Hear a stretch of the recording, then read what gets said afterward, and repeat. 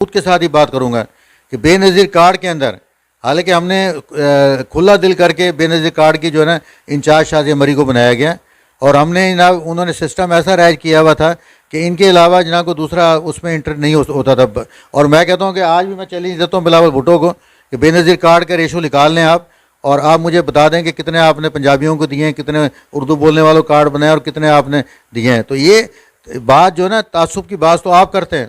قائد کا فیصلہ ہے تو جو قائد فیصلے کرتے ہیں ان کے اوپر عمل درآمد بھی کرنا چاہیے، اور ان کی جو ہے نا ان فیصلوں کی توثیق بھی کرنی چاہیے. وہ انشاءاللہ مجھے بڑی امید ہے کہ بشیر محمد صاحب بڑے زیر قسم کے انسان ہیں، اور وہ اس معاملے میں اپنے آپ کو بالکل یعنی کہ کریں گے، اور یہ سرپرائز بھی دیں گے. اعظم پاکستانی ہونا چاہیے، اور کوئی بھی پاکستان ہو، کسی بھی جگہ سے اس کا تعلق ہو. ہم تعصب بازی نام ہماری جماعت کے اندر ہے، اور میاں نواز شریف صاحب نے اگر کہیں یلو کیب بھی اگر تقسیم کی ہے تو انہوں نے یہ نہیں کہا کہ پنجاب والوں کو زیادہ دو اور سندھ والوں کو کم دو.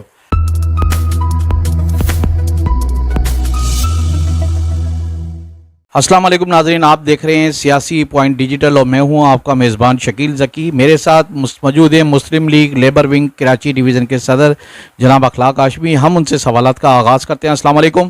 وعلیکم السلام، کیا حال ہے؟ ٹھیک ٹھاک ہیں آپ؟ جی الحمدللہ. سر یہ بتائیں کہ گزشتہ دنوں جو ایم کیو ایم اور مسلم لیگ نون کا اتحاد ہوا ہے، اس کو آپ کس تناظر میں دیکھتے ہیں؟ بسم اللہ الرحمن الرحیم. کیونکہ یہ ظاہر ہے ہمارے جو نا قائد کا فیصلہ ہے، تو جو قائد فیصلے کرتے ہیں ان کے اوپر عمل درآمد بھی کرنا چاہیے، اور ان کی جو نا ان فیصلوں کی توثیق بھی کرنی چاہیے.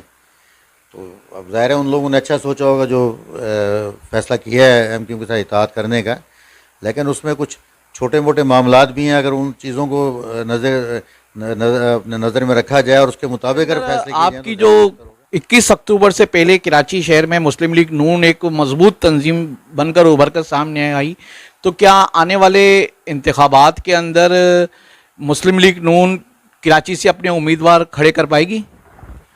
دیکھیے، اس کا آج یہ خواجہ سعد رفیق صاحب اور ایاز صادق صاحب آئے ہیں، ان کی میٹنگز ہے پیر پگاڑا صاحب سے اور جو ہے نا ایم کیو کے لوگوں سے. میں صرف یہ اتنا میں ضرور کہوں گا کہ میاں نواز شریف صاحب کے پاکستان میں آنے سے اور اس 21 اکتوبر کے پروگرام کے بعد کراچی کے اندر، میں نے پہلے بھی کہا ہے اور آج بھی کہہ رہا ہوں اور میں یہ کہتا رہوں گا کہ کراچی کے اندر ووٹ بینک ہمارا زیادہ ہے.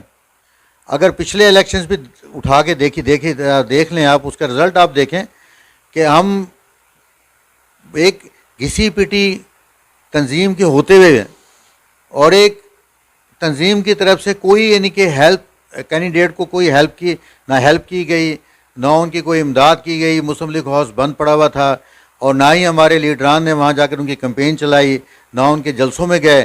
لیکن پھر بھی آپ رزلٹ اٹھا کر دیکھ لیں پچھلے الیکشنز کا، اس رزلٹ سے ہم مایوس آپ کو نہیں ہونا پڑے گا.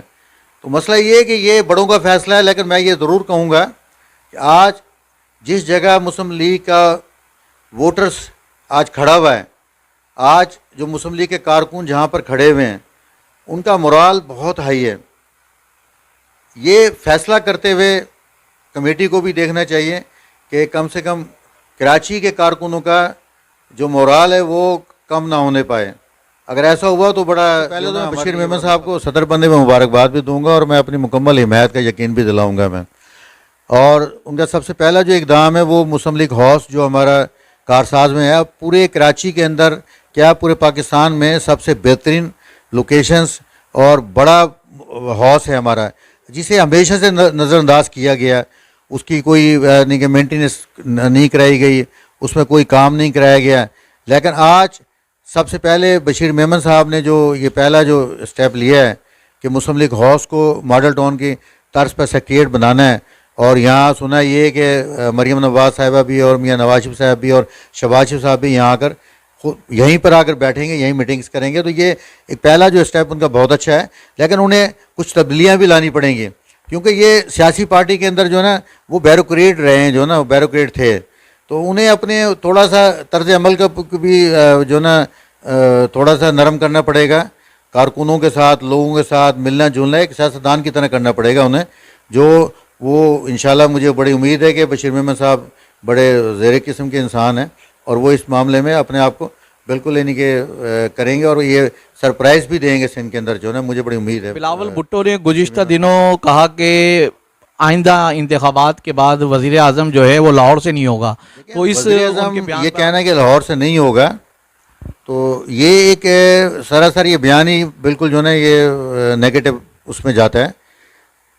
وزیر اعظم پاکستانی ہونا چاہیے اور کوئی بھی پاکستان ہو کسی بھی جگہ سے اس کا تعلق ہو. ہم تعصب بازی نام ہماری جماعت کے اندر ہے اور میاں نواز شریف صاحب نے اگر کہیں یلو کیب بھی اگر تقسیم کی ہے تو انہوں نے یہ نہیں کہا کہ پنجاب والوں کو زیادہ دو اور سندھ والوں کو کم دو.